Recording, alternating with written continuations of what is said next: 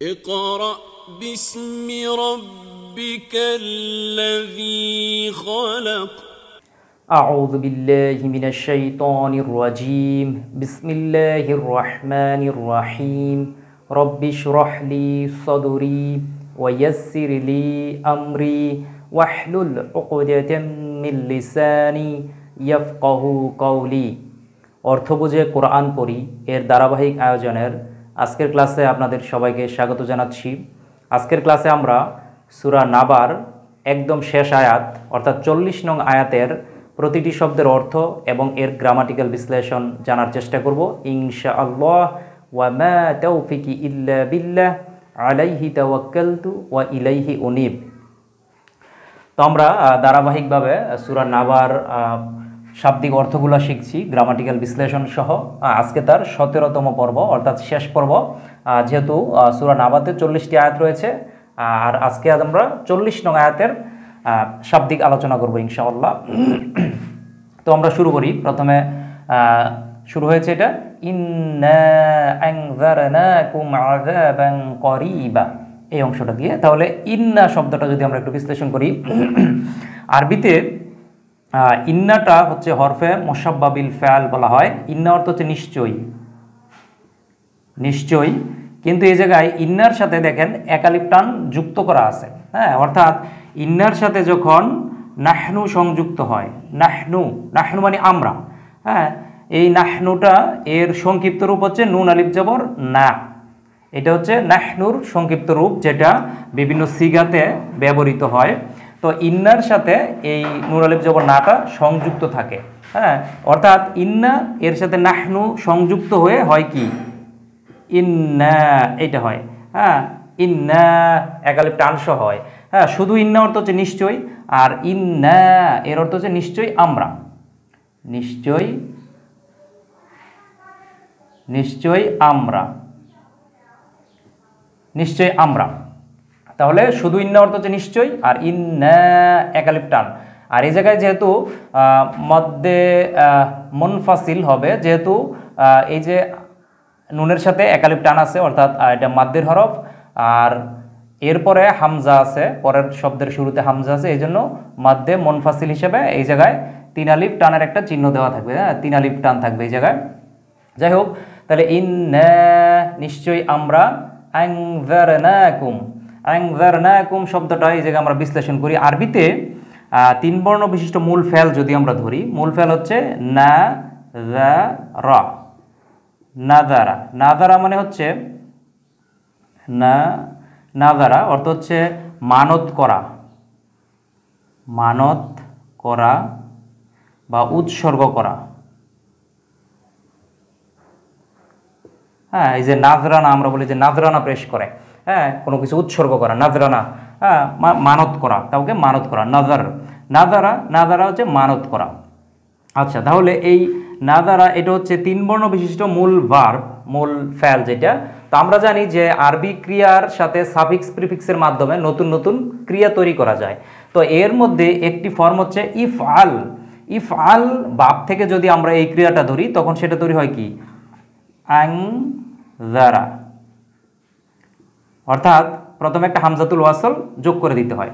হ্যাঁ, তাহলে আনযারা অর্থ হচ্ছে সতর্ক করা, সতর্ক, সতর্ক করা। তাহলে এই জায়গায় বলা আছে কি আনযার, আবার এই জায়গায় না যোগ করা আছে এর সাথে। তাহলে আনযার, আর এই যে আমি আগে বলেছিলাম যে নুনের সাথে একালিফ টান যখন দেওয়া থাকে তখন আমরা বুঝাই, এটা উই হয়ে যায় সাবজেক্ট তখন। তো আনযারা মানে সে সতর্ক করলো, এটা যদি আমরা সুনির্দিষ্টভাবে বলি তখন সাবজেক্ট এর সাথে হিডেন আকারে থাকে কি সে, সে সাবজেক্ট এর সাথে হিডেন আকারে থাকে, সে সতর্ক করলো। হ্যাঁ, এটা অতীতকালের ফর্ম। হ্যাঁ, আমরা সুনির্দিষ্টভাবে লিখি সে সতর্ক করলো আমরা ধরি। তো এখন এর সাথে যদি আমরা নুন আলিফ জবর নাটা সংযুক্ত করে দেই, নুন আলিফ জবর না, তখন সাবজেক্ট হয়ে যাবে কি কি উই, আমরা সতর্ক করলাম, আমরা সতর্ক করলাম। আর যে জায়গায় সংযুক্ত হয়, যেমন আনযারা, এই জায়গায় যদি নুন আলিফ জবর নাটা সংযুক্ত করি তখন এই আনযার, এই যে এটা তখন সুকুন হয়ে যাবে। যে জায়গায় সংযুক্ত হয় সেই জায়গায় হরফটা, শেষ হরফটা সুকুন হয়ে যায় যে জায়গায় সংযুক্ত হয়। তাহলে আনযার না অর্থাৎ আমরা সতর্ক করলাম, সাবজেক্ট হয়ে যাবে উই, আমরা, আমরা সতর্ক করলাম। কাকে সতর্ক করলাম? তাহলে আনযারা আংজারা এটা হচ্ছে ভার্ব, আর এই আংজার না এটা যুক্ত আছে, এটা হচ্ছে সাবজেক্ট, আর এই যে কুম যুক্ত করা আছে, কুম হচ্ছে অবজেক্ট এই জায়গায়। কুম মানে তোমাদেরকে। আরবিতে এই যে তিনটা বচন, তো একটা হচ্ছে কা, কা মানে তুমি বা তোমাকে, এটা আসবে। কুমা তোমরা দুইজন বা তোমাদের দুইজনকে, আর কুম তোমাদের সকলে বা সকলকে। এটা সাবজেক্ট, অবজেক্ট, পসেসিভ তিনটা কেস হিসাবেই ব্যবহৃত হয়। এটা কার সাথে যুক্ত হচ্ছে সেটার উপর ভিত্তি করে এটা বোঝা যাবে যে কি সাবজেক্ট হিসেবে ব্যবহৃত হচ্ছে না অবজেক্ট না পসেসিভ। যাই হোক, তো এই জায়গায় অবজেক্ট হিসেবে এটা ব্যবহৃত হয়েছে এই কুমটা। কুম যেহেতু ভার্ব আছে, সাবজেক্ট আছে, পরেরটা হচ্ছে অবজেক্ট। তাহলে আনজারনাকুম তোমাদেরকে, ঠিক আছে, ইউ, হ্যাঁ, তাহলে আনজারনাকুম, তাহলে অর্থটা কি দাঁড়াচ্ছে? আমরা সতর্ক করলাম কুম তোমাদেরকে, আমরা তোমাদেরকে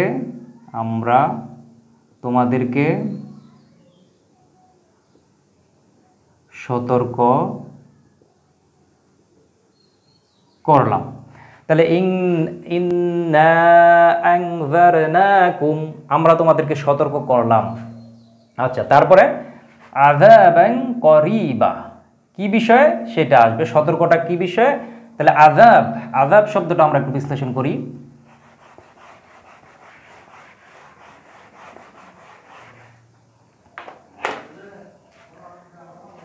আরবিতে 3 বর্ণ বিশিষ্ট ফেল হচ্ছে আযাবা। আযাবা, আযাবা মানে বাধা দেওয়া, বাধা দেওয়া বা কোনো কাজে বিঘ্ন ঘটানো, তাকে বলে আযাবা। এর যদি এটা হচ্ছে 3 বর্ণ বিশিষ্ট ফেল, এর যদি আমরা নাউন তৈরি করি, ইসম তৈরি করি, তখন সেটা হবে আযাবুন, একালিফ টান যোগ হবে, আযাবুন অর্থ হচ্ছে আযাব, আযাব বা শাস্তি। তাহলে আযাব বা শাস্তি, আযাবুন। তো এই জায়গায় আযাবুন না হয়ে আযাবান হয়েছে, কারণ এটা হচ্ছে কিরকম আযাব, হ্যাঁ, আযাবান করিবা নিকটবর্তী আযাব, হ্যাঁ, নিকটবর্তী আযাব। এইটা আবার মাউসুফ সিফাত হয়েছে, হ্যাঁ, যে আযাবের একটা আবার গুণাগুণ বর্ণনা করা হয়েছে, যে এটা হচ্ছে একটা আযাব, আবার হচ্ছে করিবান, করিবান মানে নিকটবর্তী। এটা আসবো আমরা শব্দটা বিশ্লেষণ করব। তো এটা হচ্ছে মাউসুফ, এটা হচ্ছে সিফাত, হ্যাঁ, তখন এই দুইটা ইসম আলাদা এটার ব্যবহার আছে। যাই হোক, তাহলে আযাবুন না হয়ে এটা যেহেতু মানসুব ফর্মে ব্যবহার করা হয়েছে, এটা কি বিষয়ে সতর্ক, ঠিক আছে, সেই সম্পর্কে বলা হয়েছে দেখে এটাকে মাফুল করা হয়েছে, অর্থাৎ মানসুব ফরম্যাটে নেওয়া হয়েছে। তো আমরা জানি কোনো ইসেমের শেষে যদি দুইটা পেশ থাকে তাহলে সেটা সাবজেক্ট হিসেবে কাজ করে, আর যদি দুইটা জবর দেয় তাহলে সেটা অবজেক্ট বা অ্যাডভার্ব হিসেবে কাজ করে।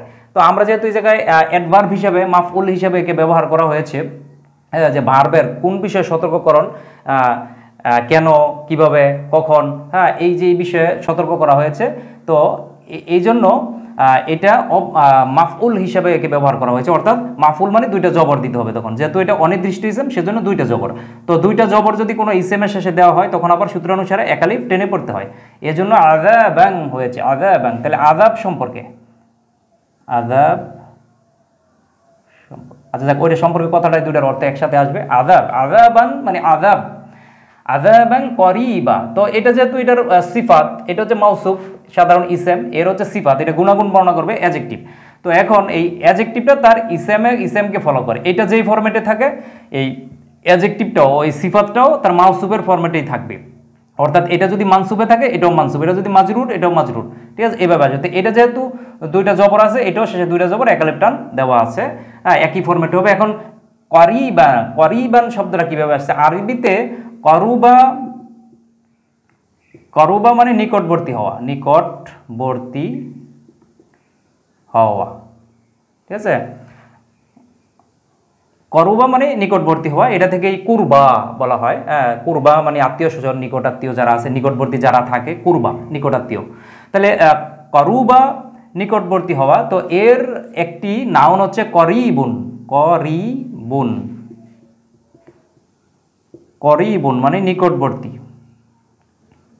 নিকটবর্তী।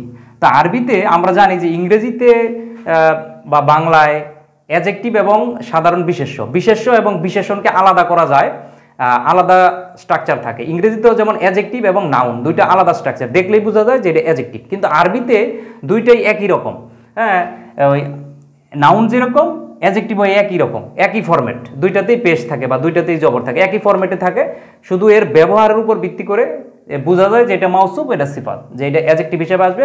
অর্থাৎ একই স্ট্রাকচার শব্দের, এটা একইভাবে অ্যাডজেক্টিভও হতে পারে, আবার এটা একই ফরম্যাট একই স্ট্রাকচার এটা নাউনও হতে পারে।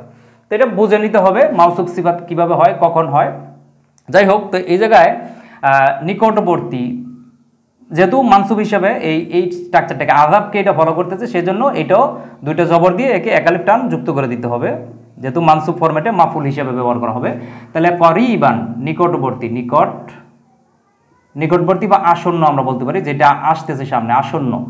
তাহলে আসন্ন বা নিকটবর্তী আযাব সম্পর্কে আমরা তোমাদেরকে সতর্ক করলাম।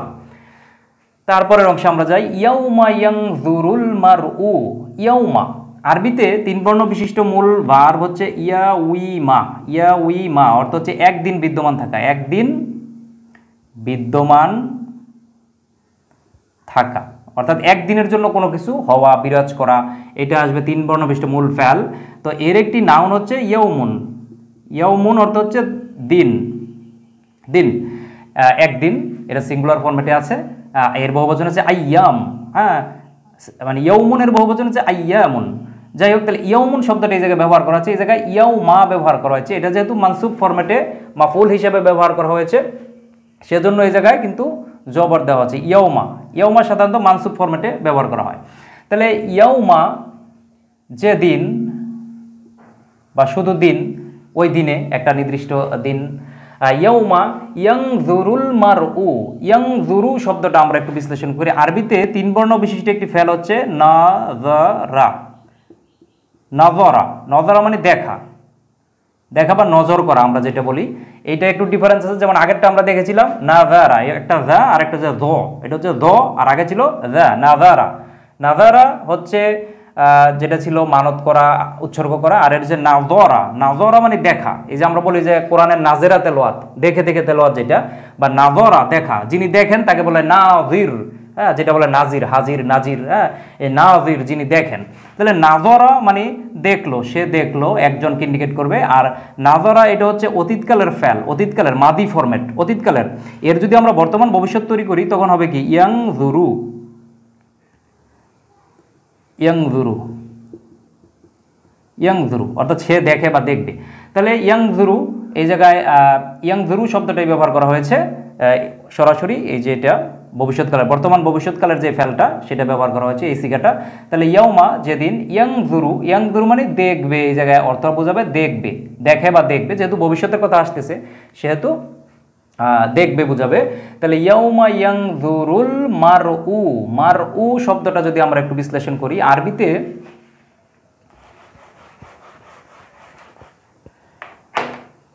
আরবিতে 3 বর্ণ বিশিষ্ট একটি ফেল হচ্ছে মারা আ।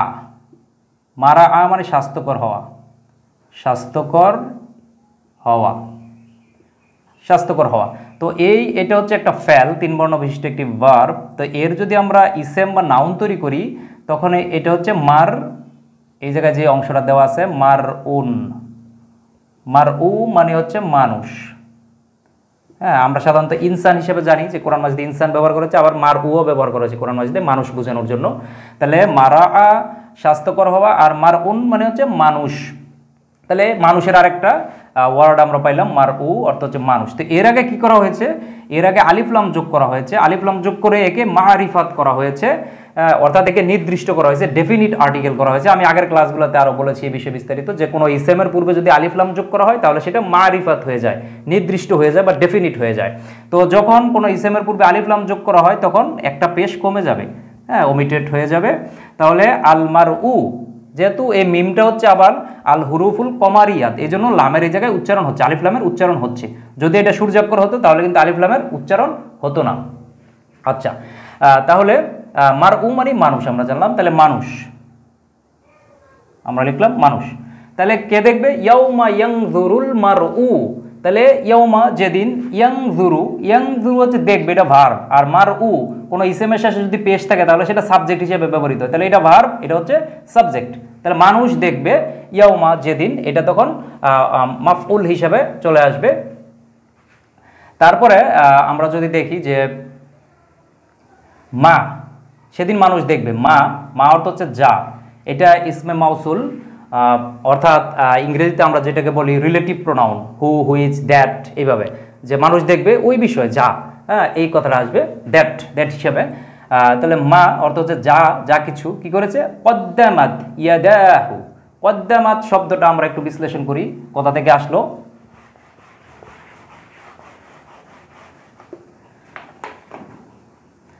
আরবিতে 3 বর্ণ বিশিষ্ট একটি ফেল হচ্ছে কদামা। কদামা মানে হচ্ছে কদম ফেলা, অগ্রগামী হওয়া, অগ্রগামী হওয়া বা এগিয়ে যাওয়া, কদম ফেলে এগিয়ে যাওয়া। হ্যাঁ, আমরা এই যে কদম বলি যে কয় কদম হাঁটলো, হ্যাঁ এই যে কদম, একটা কদমে মানে এগিয়ে যাওয়া, সামনের দিকে এগিয়ে যাওয়া, কদামা।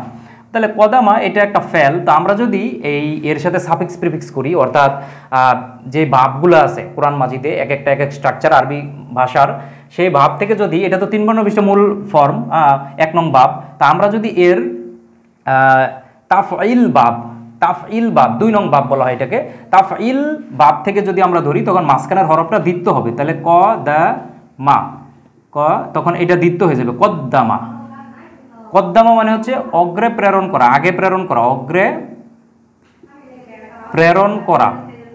তাহলে প্রেরণ করা, কদ্দামা মানে হচ্ছে অগ্রে প্রেরণ করা বা আগে প্রেরণ করা, যে সে কি আগে প্রেরণ করেছে, মানে কদ্দামা মানে প্রেরণ করা, আগে যেটা প্রেরণ করেছে পাঠিয়েছে। তাহলে কদ্দামা, এই জায়গায় কদ্দামা আর একটা লম্বা তা যোগ করা আছে এর সাথে, তাহলে কদ্দামা সাথে হচ্ছে লম্বা তা সাকিনা। তো আমরা জানি এটা যে লম্বা তা সাকিনা হচ্ছে মুয়ান্নাসের আলামত, অর্থাৎ এটা স্ত্রীবাচক সাবজেক্টের আলামত হিসেবে আসবে। তো যেহেতু মানুষকে এই জায়গায় মা কদ্দামাত যা সে পাঠিয়েছে, তখন এটাকে এই জায়গায় তাসনিয়া হিসেবে ধরা হয়েছে, এই জন্য এর ভার্ব হিসেবে আবার নেওয়া আসা হয়েছে যে লম্বাতা দিয়ে একে মুয়ান্নাসের করা হয়েছে, অর্থাৎ মুয়ান্নাসের সিগা ব্যবহার করা হয়েছে এটা।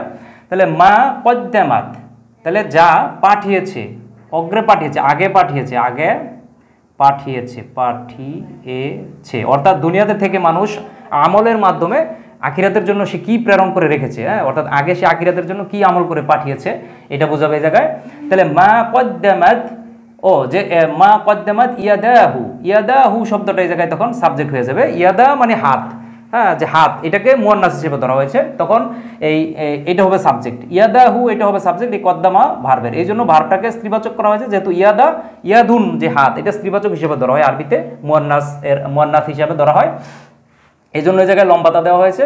তাহলে মা কদ্দামাত ইয়াদাহু শব্দটা আমরা বিশ্লেষণ করি কিভাবে ইয়াদাহু শব্দটা আসলো। আরবিতে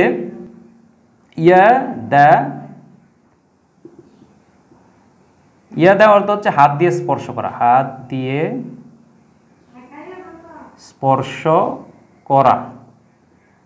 স্পর্শ করা, ইয়াদা হাত দিয়ে স্পর্শ করা, এটা 3 বর্ণ বিশিষ্ট মূল ভার্ব। আর এর যদি আমরা ইসেম হিসেবে ধরি তখন আসবে আমাদের ইয়াদ ইউন।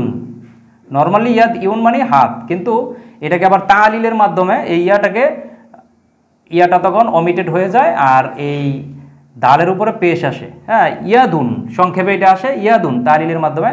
ইয়াদুন মানে হচ্ছে হাত, এটা এই হাত। তো এখন এই ইয়াদুন এটা আছে সিঙ্গুলার ফরম্যাটে হাত, তো এর যদি আমরা দ্বিবচন তৈরি করি, হ্যাঁ এই জায়গায় যেহেতু হাত 2টা থাকে, এই জায়গায় দ্বিবচন ব্যবহার করা হয়েছে, তাহলে ইয়াদুন অর্থ হচ্ছে একটা হাত, আর ইয়াদানে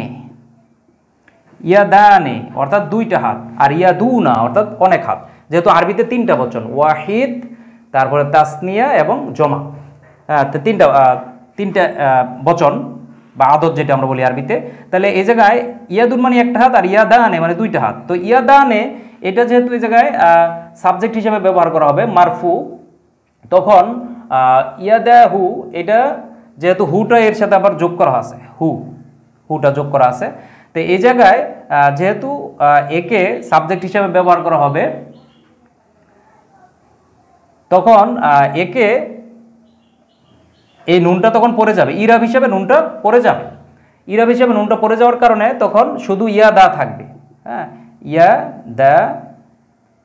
ইয়াদা থাকবে, হ্যাঁ ইয়াদা, আর এক আলিফ টানটা থাকবে, নুনের ইরাবটা তখন পড়ে যাবে, নুনটা পড়ে যাবে। আর এর সাথে যেহেতু হুটা যুক্ত আছে, হুটা তখন হয়ে যাবে মুদাফ ইলাইহি, আর ইয়াদুন এটা হবে মুদাফ, অর্থাৎ তার হাত কি প্রেরণ করেছে, অগ্রে কি কামাই করে প্রেরণ করেছে, এটা আসবে তার হাত, 2 হাত।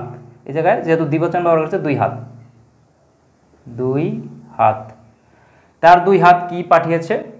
তাহলে মা কদ্দামাত ইয়াদাহু, তার 2 হাত আগে কি পাঠিয়েছে, অর্থাৎ দুনিয়ায় থাকতে আখিরাতে সে কি আমল করে পাঠিয়েছে সেটা বোঝাবে। হ্যাঁ, তার হাত কি পাঠিয়েছে। ওয়া এবং ইয়াকুলুল কাফিরু, এই অংশটা আমরা একটু বিশ্লেষণ করি।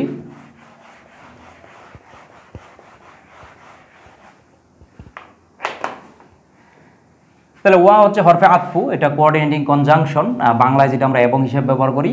ইয়াকুলু, ইয়াকুলু শব্দটা আসছে আরবিতে কয়লা, কয়লা মানে হচ্ছে বলা, কোনো কিছু বলা, বলল, এটা অতীতকালের ফর্ম, বলল, সে বলল।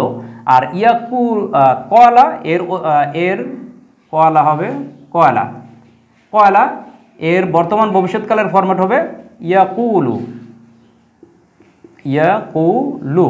এই কয়লা ভার্বটা মূলত ছিল, যদি মাদ্দাটা আমরা দেখি, কওয়ালা, কওয়ালা ছিল। তো এটা যেহেতু ওয়াটা দুর্বল হরফ, হরফে ইল্লত বলা হয়, এই জন্য এটা যখন মাদ্দের হরফের, এটা যখন 3 বর্ণ বিশিষ্ট মূল ভার্বে আসে, তখন মাঝখানে যখন থাকে বা শেষে থাকে তখন সেটা আলিফের সূরতে আসে। তো এই জায়গায় কিন্তু কওয়ালার মধ্যে এই ওয়াটা আলিফের সূরতে আসছে, কিন্তু যখন আমরা এর মোদারি ফরম্যাটটা গঠন করলাম তখন কিন্তু ওয়াটা আবার তার আগের রূপে চলে আসছে, ইয়াকুলু। ইয়াকুলু মানে সে বলে বা বলবে, সে বলে বা বলবে, বর্তমান ভবিষ্যৎ। তাহলে এই শব্দটা এই জায়গায় ব্যবহার করেছে ওয়া ইয়াকুলু, ইয়াকুলু সে বলবে, একজন বলবে, একজনকে ইন্ডিকেট করা হয়েছে, একজন একজন করে। ইয়াকুলুল কাফিরু, কাফিরু শব্দটা যদি আমরা একটু বিশ্লেষণ করি, আরবিতে কাফারা, কাফারা অর্থ হচ্ছে অস্বীকার করা বা অবিশ্বাস করা, অবিশ্বাস, অবিশ্বাস বা অস্বীকার করা, এই দুইটা বোঝাবো, অস্বীকার করা বা অবিশ্বাস করা। তাহলে এটা 3 বর্ণ বিশিষ্ট মূল ভাগ কাফারা। কাফারা থেকে আমরা যদি এর প্রথম বর্ণের সাথে এক আলিফ টান যোগ করে দেই, কাফির, কাফির, তাহলে কাফির মানে যে অস্বীকার করে, তখন তার ফাইল তৈরি হয়ে যাবে। এটা হচ্ছে ফেল, তার ফাইল মানে কর্তা, সাবজেক্ট। হ্যাঁ, এটা চলে আসবে তখন, মানে যে অস্বীকার করে বা যে অবিশ্বাস করে তাকে বলে কাফির, এক আলিফ টান আছে জায়গায় কাফির। হ্যাঁ, কাফিরুন, হ্যাঁ, 2টা পেশ থাকে নর্মালি। তো এই জায়গায় কি করা হয়েছে, কাফিরুন না হয়ে কি হয়েছে, কাফিরু হয়েছে। তার কারণ হচ্ছে তার পূর্বে আলিফ লাম যোগ করা আছে, এই যে আলিফ লাম যোগ করে দেওয়া আছে। তো কোনো ইসেমের পূর্বে যদি আলিফ লাম যোগ করা থাকে তাহলে সেটা কি মারিফাত হয়ে যায়, সেটা নির্দিষ্ট হয়ে যায়। এই জন্য তখন যেটা মারিফাত হয়ে যায় সেটা তখন আর তানউইন নেয় না, অর্থাৎ এক জবর এক জের এক পেশ হবে, তখন 2টা হবে না, তখন একটা পেশ কমে যাবে আর একটা পেশ শুধু থাকবে। তো যে যদি একটা পেশ থাকে আল কাফিরু, তখন এই যেন ভার্ব দেওয়া আছে আর ভার্বের সাবজেক্টটা চলে আসবে, এটা আল কাফিরু, যেহেতু পেশ আছে শেষে, ইসেমের শেষে যদি পেশ থাকে তাহলে সেটা সাবজেক্ট হয়। হ্যাঁ, সেটা সাবজেক্ট হয়ে যাবে মারফু হিসাবে। তাহলে কাফির আমরা লিখলাম কাফির, আর এটা হচ্ছে বলবে, এটা চলে আসবে ওয়ায়াকুলুল কাফিরু, সেদিন কাফির বলবে, অস্বীকারী বলবে, ইয়া লাইতানি কুনতু তুরাবা। তাহলে ইয়া লাইতানি শব্দটা আমরা একটু বিশ্লেষণ করি। আরবিতে সাধারণত ইয়া দ্বারা হে, হে বোঝানো হয়। এটা হচ্ছে হরফে নিদা, যেটা দ্বারা সম্বোধন করা হয়, অ্যাড্রেস করা হয়, হ্যালো টাইপের, বা যেটা আমরা বাংলায় হে বলি, হে, হে।